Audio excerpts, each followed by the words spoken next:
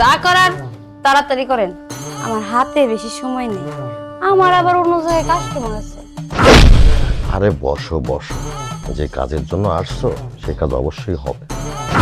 একবার বলছি না আমার হাতে সময় নেই, কাম করবেন টাকা দিবেন চলে যাবো, এত তোড়জোড়ের কি আছে? তাড়াতাড়ি কাম করেন, আমার আবার পিরিত করার সময় নেই। এই, যা।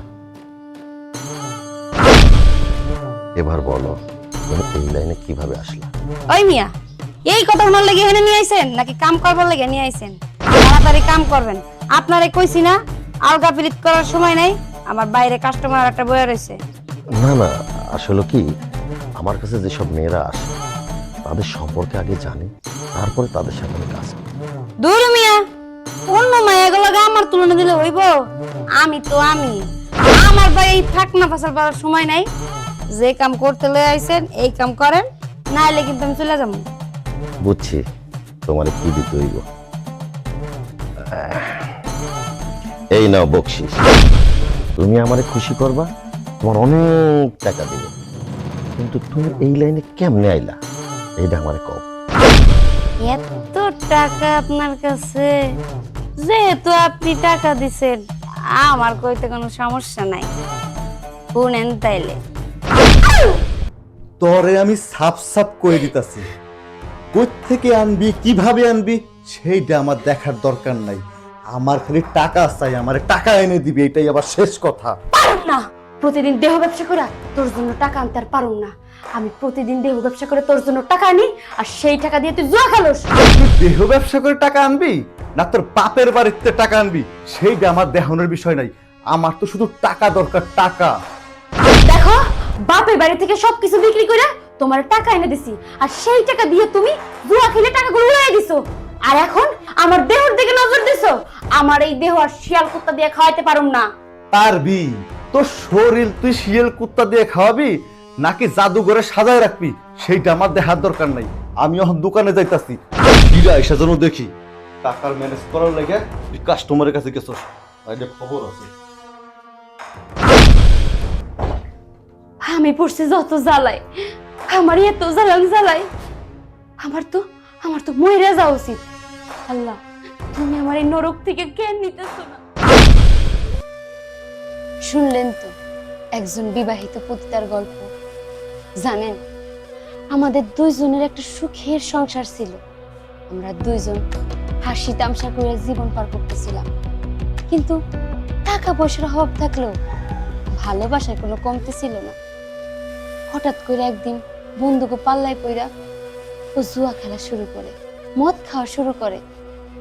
ঘরের একটা দুইটা মাল জিনিস বিক্রি করতে করতে ঘরে কোনো মাল জিনিস ছিল না। বাপের বাড়ির থেকেও অনেক মাল জিনিস আনছি, সব জুয়া খেলে বিক্রি করে দিছে। জানেন, আমারে কইতো টাকা দে টাকা দে টাকা দে, আমি টাকা কই পামু? শেষ পর্যন্ত বাপের বাড়িতে যে সয় সম্পত্তি ছিল তাও বিক্রি করে দিছি। তাও ও আমার কাছ থেকে টাকা চাওয়া বন্ধ করলো না। আমি ভাবছিলাম বাপের বাড়ির থেকে টাকা এনে দিলে ও মনে হয় ভালো হয়ে যাইব, কিন্তু না, আমার ধারণা ভুল ছিল। বাপের বাড়ির সয় সম্পত্তি বিক্রি করার পর আর তো কোনো কিছু বিক্রি করার বাকি ছিল না। পরে শেষ পর্যন্ত আমারে বলে, তুই দেহ ব্যবসা কর, তাহলে অনেক টাকা হইব আর আমার জুয়া খেলতে সুবিধা হইব।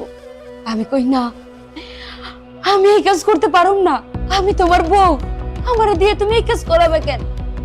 যখন আমি না স্বীকার গেছি, ও আমারে কয়, তুই যদি দেহ ব্যবসা করে টাকা এনে না দেস আমি তোর শেষ করে দেব। আমারে নির্যাতন করতেই থাকতো।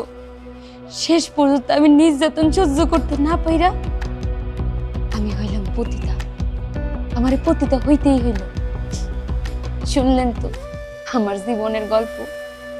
নেন, আমি কাম করতে আইছি, আমি কাম করবো, আপনি আমারে টাকা দিবেন।